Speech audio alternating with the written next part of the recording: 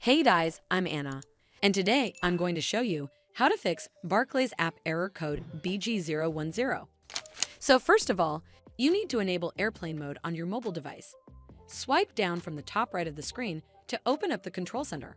Over here, in the top left, you'll see an icon of a plane. Tap on this plane icon to enable airplane mode. You'll immediately see your internet connection and phone signal disappear. Wait for around 5 to 10 seconds, and then tap on the airplane mode icon to turn it back off. This should fix the Barclays app error code BG010. But if it doesn't, then you need to make sure you're running the latest version of the app. Open up App Store on your device, and then tap on this search icon in the bottom right corner. Then search for the Barclays mobile app. And if you see this update button right next to the app name, simply tap on it to make sure you're running the latest version of the app.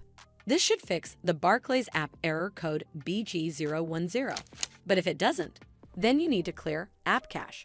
Go to your device settings and then scroll all the way down to General and tap on it.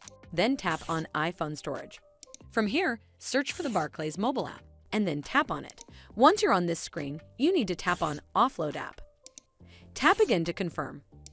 It'll take a bit for processing, and then a reinstall button will show up. Simply tap on it to reinstall the app. This should fix the Barclays app error code BG010. But if it doesn't, then you need to completely reinstall the app. Follow the on-screen instructions to navigate all the way to the app page. Once you're on this screen, tap on Delete App to uninstall the app from your device. Once uninstalled, you need to open up App Store and then search for the Barclays mobile app right over here in the search bar. And then click on this Get button to install it back on your device. Well, that's how you fix Barclays app error code BG010. I hope you found this video helpful, and if you did, make sure you give it a thumbs up to see more videos like this, and don't forget to hit that subscribe button. We'll see you in the next one.